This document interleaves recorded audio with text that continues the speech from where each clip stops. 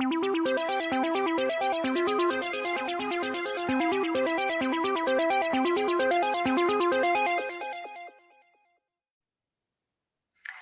so welcome everyone to August, the forecast for August. And I just wanted to say something about this image here with the snake and the 3 steps of the sign Shravana, where Saturn is currently transiting. And so you can't really see it here in this image, but the image itself has these 3 footsteps of the eagle Garuda and the snake here entwined. So obviously the whole symbolism of that relates to the sign Shravana, the constellation Altair and the eagle, and how that can uplift us in these times of the pandemic and all of that. But there still is this kind of ongoing theme of the virus taking hold again, and mutations and all of that. That's an ongoing theme. And we see that, of course, with Saturn retrograde, and we will see that more so, in fact, as Jupiter retrogrades back into Capricorn from September. So I just wanted to highlight that there is, even though August isn't necessarily, going back into the kind of restrictions I think that may be coming down the line, I think it's a foreshadowing of that. So this is why I'm using this image. And you can ask me, for those who are here live, if you have any questions about that, we can go into that a bit more if you'd like after. Let's just go through a bit of the month and more of the themes. Another theme that I'm picking out is this theme of the snakes and ladders. And these are 2 images of this board game, or I don't think they would have called it a board game in northern India or in Nepal, where these have originated from. The game of life, I think they called it. So you can see here, of course, if you play the game Snakes and Ladders, this sense of like, going up in the rungs of the ladder, but then also having to slip back down with the snake. And this is the kind of up and down kind of theme that we're having at the moment with this particular virus. And these particular transits with Saturn retrograde, Jupiter retrograde coming back together with Saturn and Pluto. As I just wanted to set that up as the ongoing trend, basically. So whatever we talk about in the more immediate time frame with the faster moving planets, this background hum, or maybe even distortion, we could even say, is this kind of distortion that maybe we've all got kind of used to. It's like if there's a constant hum in the background, you might, not hear it after a while, but it's still there. And it's only when it gets turned off that it's been there. And I think this is what's going on and will continue to go on for some time now. So this also, Snakes and Ladders game represents this kind of fated sense of, going up and coming down. And that will be very much reflected in this particular card of the tarot. So this card, the Wheel of Fortune, very much symbolizes the transits of this time, I think, in August, with a lot of the oppositions, the squares, the nodes in the fixed signs, Taurus and Scorpio. So here you have Taurus and this is Scorpio. And then you have the Jupiter transit in Aquarius, and then planets now in Leo, Mars and Venus. And the Sun and the Moon will move into Leo as well by mid-month. We have the Sun moving into Leo by the 16th of August, which is a strong transit and a better position for the Sun, as opposed to this current Saturn-Sun opposition. It's exact today, that's pretty heavy. But at the same time, it's a bit complex because we're adding in the nodal axis here as well. So these kinds of oppositions and squares with the nodes is a bit complex, to say the least. And you can again see the image of the snake that's used a lot, and this kind of sense of things being fated, and this kind of upward swings and downward swings, and there's always this up and down with the nodal axis. So this is the representation in the tarot that I think really reflects the transits of August. The other thing that is important to know in August is that is the beginning of the month of Shravan, which is basically beginning on the new moon on the 8th, and is traditionally observed as a holy month in the Hindu calendar, and is usually people fast for it. So for the whole month, in fact, but also you could also do a Saturn fast. It starts traditionally on the first Saturday after the new moon. And so the first Saturday after the new moon on the 8th of August is the 14th of August. And it runs for 16 consecutive Saturdays until November 27th. So from August 14th until November 27th, is the 16 Saturday fasts. So why would you do a Saturday fast? Maybe you don't feel you need to. However, Saturn itself is in Shravana right now. And it's retrograde in Shravana, and it's opposite the new moon on the 8th of August. So the theme of Saturn is really strong, and it's really hanging in the air strongly at the moment. And that is the theme of restraint, restriction, limitation, possibly even further lockdowns. And so, of course, if we're going into the autumn, it would be helpful to do a fast for Saturn to overcome these restrictions if you feel like they are pinching you too hard. If you feel like maybe Saturn's restrictions are too much for you to handle and they feel more like isolation and depression, anxiety and fear. If those are your experiences of Saturn, then it's possibly a time for you to do this fast, because it would really help ease that pressure. It's like you're purposely inviting in the restrictions of Saturn so that you don't have to experience the restrictions of Saturn otherwise. So it's like a positive way of dealing with Saturn in many ways. So again, it's 16 Saturdays from August 14th until November 27th, straight after the new moon on the 8th. This image here is, of course, of Vishnu in his reclining position, having his eyes closed and listening to the sound of the universe. And this all obviously relates to the sign Shravana.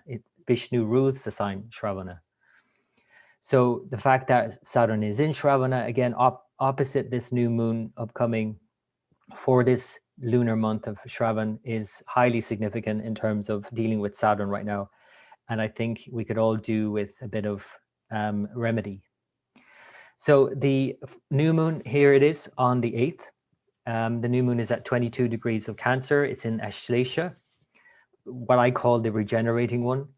And it's obviously linked very much with health and healing, and poisons also, vaccines, very much linked with this sign. And you can see here Saturn opposite. So that's the new moon.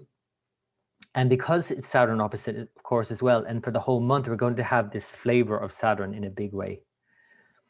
Mercury itself, which is associated with this particular sign, Ashlesha, is just about to move signs on the day as well. So later on in the day, it moves into Leo and joins Mars and Venus. So it's a bit of a volatile sort of new start for the new month, something to be mindful of. And here you can see possibly in this chart better than the North Indian, this square between these fixed signs and these fixed signs with the nodes. So this square forming now more strongly. So then the full moon, the culmination point in this month, is on the 22nd of the month. And this is in the sign Dhanishta. Now, normally this occurs in Shravana. That's why it's called the month of Shravan. But it just so happens that it's in the following sign. That sometimes happens. But this is the full moon in Dhanishta. This is on the 22nd of August, and it's at 5 degrees of Aquarius. So you can see here the sun at 5 degrees, and this sun opposite Jupiter with Mars. This is an altogether more, I would say, a buoyant phase, unlike what we're dealing with right now, when I'll show you the chart for right now, with this very kind of restricted Saturn Sun power struggle that's going on right now. And yet still it's within all of the complexities of the square to the nodes, I would say, as well. So although, again, maybe a more optimistic period by the latter half of the month when the sun moves into Leo, it is still mixed with a bit of uncertainty. So they're the main themes. I'm going to bring up the chart for right now. So let me share the chart. So here's the chart for right now, the 1st of August, and it's a bit complicated, to say the least. We have Sun and Mercury now come together, so it's the superior conjunction of Mercury. And so that itself is a bit of a frazzled mind in one way. It can show great insights and depth and awareness as well. It's called Kedzimi as well in astrology, which means in the heart of the sun. So Mercury now is in the very deep into the heart of the sun, but it's in Cancer. And so there's a lot of emotional undercurrents here, and communications might not be very clear because there's a lot of emotions mixed in with it. But of course, it's also opposite Saturn. So there's a lot of restriction here as well. And, this could be like having a conversation with someone where you're trying to express a very rational opinion or have a rational discussion, and that too much of your emotions get involved in it, and then you don't actually get your point across. That's a bit of what Mercury and Sun is like in Cancer, opposite Saturn and Pluto. And because Saturn and Pluto opposite is just showing this kind of power struggles, and lots of unconscious cues that happen in body language and all of this. I mean, it just ends up being a bit messy. There's a bit of a struggle going on. Now, of course, this is more obviously seen in the world around us through power struggles in the world. Lots of governments feeling that, and in protests and uprisings, and literally people taking out of government and all of that. You know, the list is endless. But that's really one of the main themes that are going on, that's going on right now, like the background hum, shall we say. The other hum that's going on is this more exuberant and maybe over the top, and maybe too, I would say, even mixed with this, especially the Saturn Sun opposition, when you mix Jupiter and Mars opposition with Venus here and Mars, and the Sun ruling Venus and Mars. This could be like somebody being overly rambunctious, expressing something and not realizing that there's too many power plays and struggles going on here, that they can't really get that clear about it, but they do try. So this Mars Jupiter opposition is sometimes over the top and biting off more than you can chew kind of thing. That's one of the themes of it. Venus overall is quite hampered here because it's with Mars and it's in Leo, and it's moving towards its sign of debilitation, Virgo. And although I'll show you how that's mitigated later on in the month, it can certainly add some complexity and some critical, there's a critical nature to the month of August as well. So it's like, you know, somebody just saying what they want to say and having an opinion and just going for what they want to do, and that's it. And, you know, being overly critical of anyone who has anything to say against that. So relations are going to be quite strained in August, most likely, if you're not aware of this potential with Venus now moving down into Virgo, into its fall. And, you know, I wrote about this in the forecast that basically, statistically, there are more divorces in autumn than at any other time of the year. And this relates very much to Venus moving into Virgo around the autumn time, where we just feel this dip in the mood, and we start criticizing people, our partner especially. We start nitpicking. We don't feel appreciated, but we also don't appreciate the other person as much. And this is just something we have to be mindful of. It is mitigated, as I said, and that happens as soon as Mercury moves into Virgo by the end of August. And Mercury is moving really fast in August. It starts in Cancer, moves through Leo, and ends up in Virgo by the end of the month. So really, this is the time after this Cazimi, we're going to start planning ahead. Everybody's going to start really thinking ahead and planning ahead and thinking about that immediate time frame and the future. But we have to do all of that planning within the context of these slower moving retrograde planets on this side of the zodiac, and this kind of oppositional strength that's going on right now, and the middle way between the two of them, the nodal axis, creating all of this uncertainty. There's a lot to juggle here. So again, if you go back to that image I showed you of the Wheel of Fortune, the tarot card, that really is saying it all for me in August, where it's this kind of yeah, it's all of these oppositions, all of these squares, all of these tense environments, and it's getting spun. And then you have these situations where, you know, you're up and then you're down, and it's a bit all over the place. So there's a lot of ups, though, thankfully, because it seems to be that there's just been a lot of downs recently, but now there's a lot of ups as well, at least. But this whole situation spins everything, so it's a lot of ups and downs. So anyway, let me go through the month as I do day by day and just highlight any of those things that I was picking out there. Here's the 1st of August, tomorrow the 2nd. This is when the Sun and Saturn are exactly opposed today and tomorrow. And this is when you might be feeling it, especially more if you're Leo rising, of course.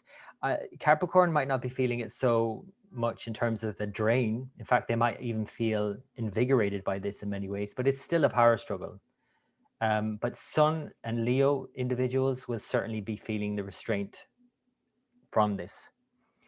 So that's 1st and 2nd. The new moon, like I said, occurs on the 8th. But before then, I just want to highlight the moon with Rahu starting the month and finishing the month in Taurus.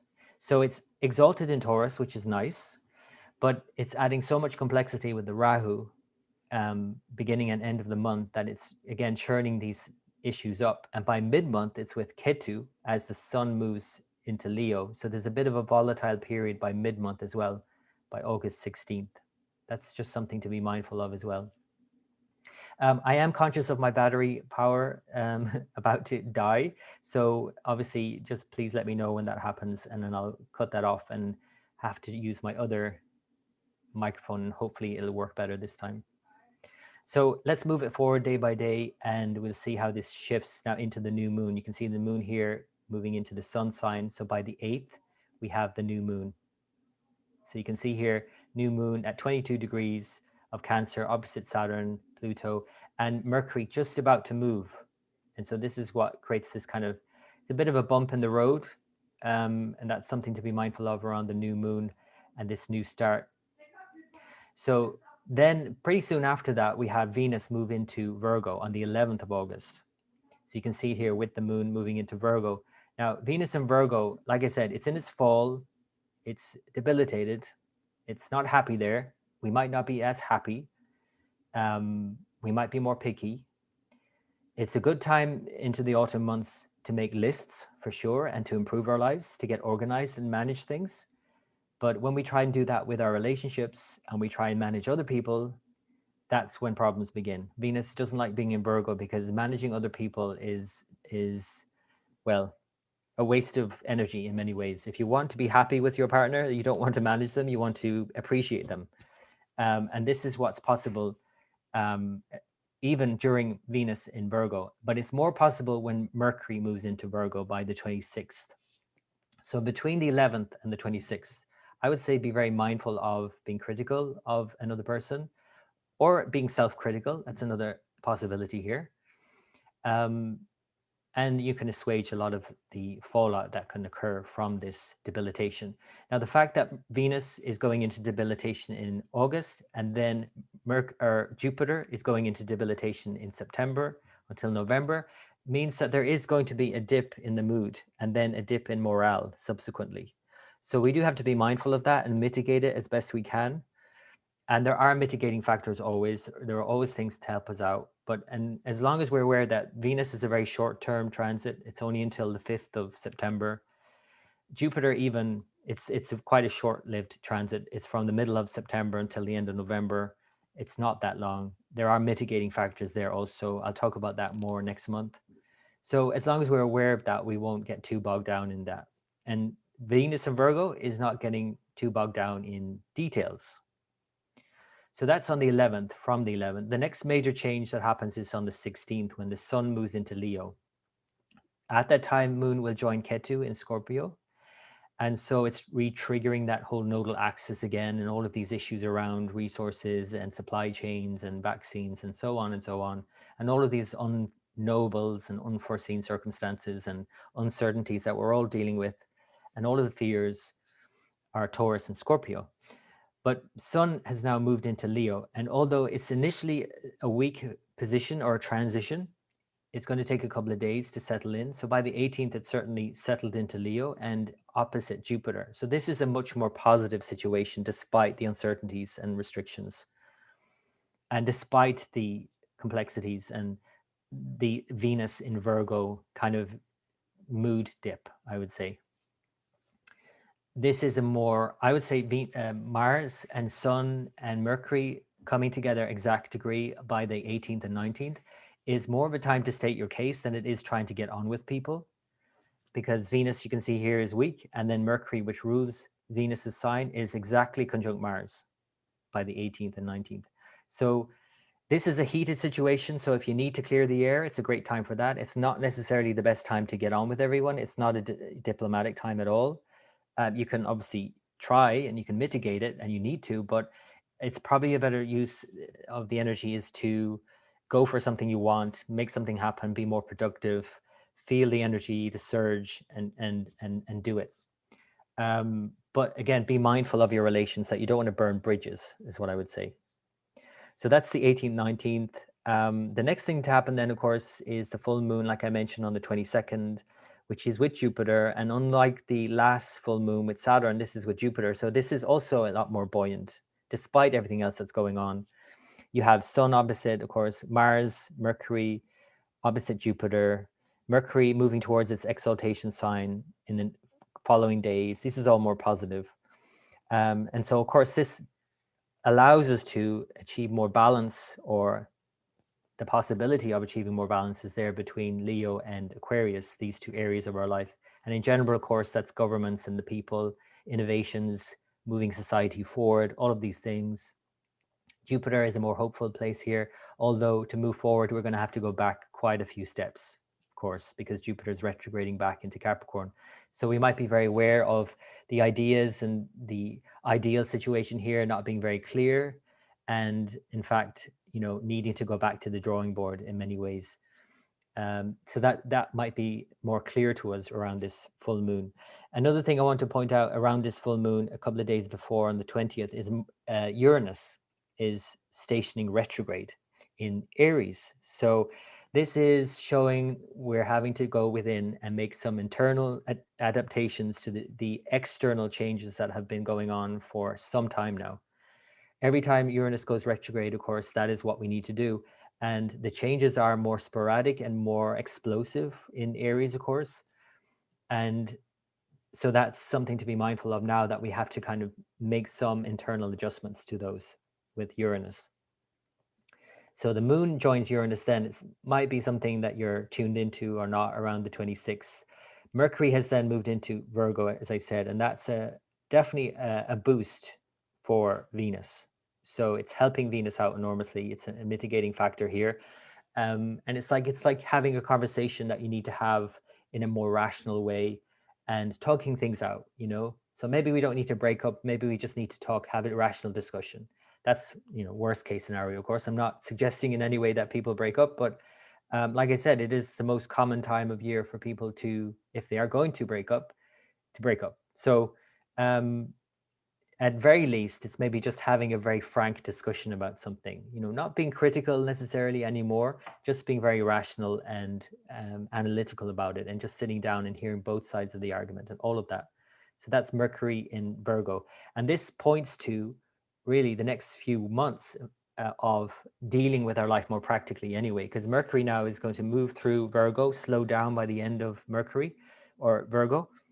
It's going to peep its head into Libra and then move back into Virgo in October. So it's going to spend quite a few weeks here dealing with the practicalities of life. And, that's what autumn time is all about anyway. It's like getting our life in order, getting things managed, planning everything.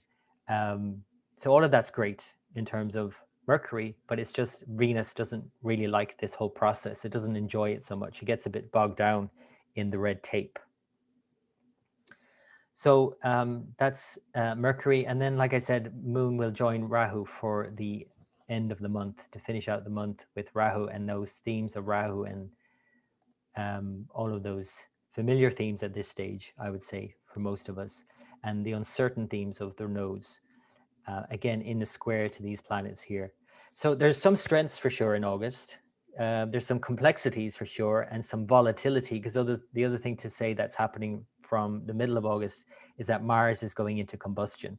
So if you think it's hot now, well, well, I should probably leave it like that. It is going to get very heated, whether that's actually physically the case or not on the planet, because Mars in combustion and then moving into combustion in Virgo is very exacting, which is great if you can channel that in a more productive way, but it can be very volatile and argumentative and picky and critical, and lots of problems being thrashed out basically in the autumn. No surprise there then for anyone. And things getting really heated into the autumn months then when Mars goes into Libra. I mentioned that before, but in October, November, things are particularly volatile, where Mars in Libra, opposite Uranus, retrograde here in Aries, and is square to Saturn. This is when things really get heated and protests are going to really mount again. And like the restrictions are going to be, at that point, unbearable, because restrictions in the summer is one thing, but restrictions going into the winter, again, I don't think people are going to sit and sit back on that and let that happen so easily. And so I think it's going to be further ramped up in the autumn time.